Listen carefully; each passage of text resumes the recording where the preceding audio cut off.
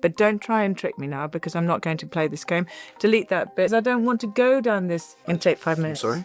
No, nothing. I'm just going to take 5 minutes. Well, a lot of the attention in the wake of the Epstein files being released has been on Andrew Mountbatten-Windsor, obviously previously known as Prince Andrew. But one of the big questions that has also been as part of this scandal is, where in the world is Sarah Ferguson? Hello! She's not been seen in public since last December, which was at her daughter Princess Beatrice's baby daughter's christening in London. But since then, she has kept an unbelievably low profile. She has not been cited once, which is quite extraordinary for someone who is so globally recognised. There's been rumours that she's been in the US, that she's been in the Middle East. It does appear that she'd gone to a very expensive spa in Switzerland right after Christmas and stayed there for a month. But after that, really, it's been completely unknown where she's been hiding out. I will tell the world publicly that I've found a safe haven, a nurturing oasis, a place where I can feel not judged. So, of course, her living arrangements had changed dramatically in recent weeks. She'd been living at Royal Lodge with her ex-husband, Andrew, for many years. Now, he obviously was evicted late last year, well, told he was being evicted by the King, but didn't actually move until just several weeks ago.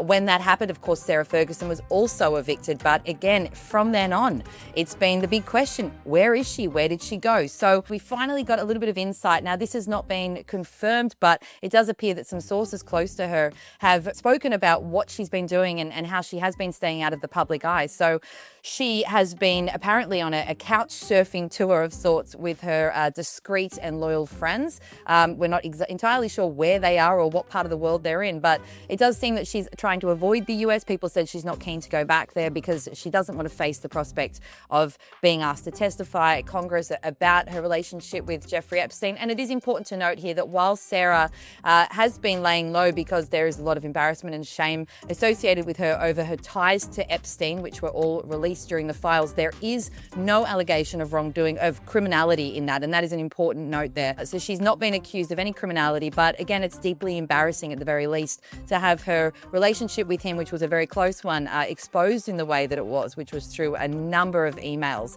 which were released in those files. So again, she's been laying low. We know that she's been staying with a few friends that she still has, and also a few of these sources have spoken about her current appearance, which is, they said she's looking dishevelled. She seemed nervy.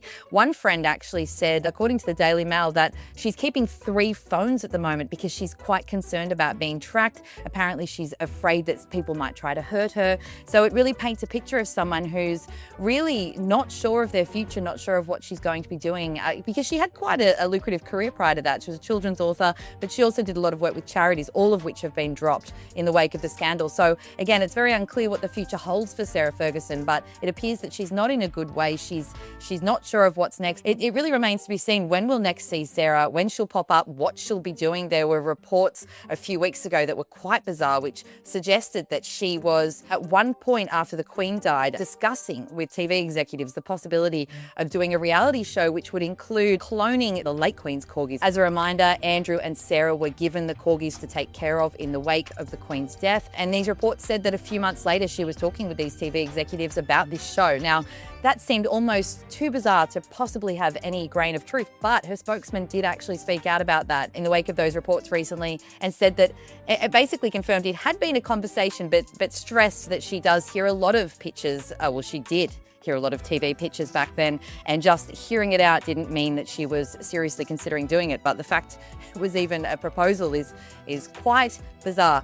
But yes, as we say, the question about what will happen with Sarah Ferguson in the future continues. She has managed to lay low this long. It's really not sure where she's going to base herself permanently in the future or what she'll be able to do as a career, if there is any pathway back to that for her. Just about to make my speech in the waste pocket.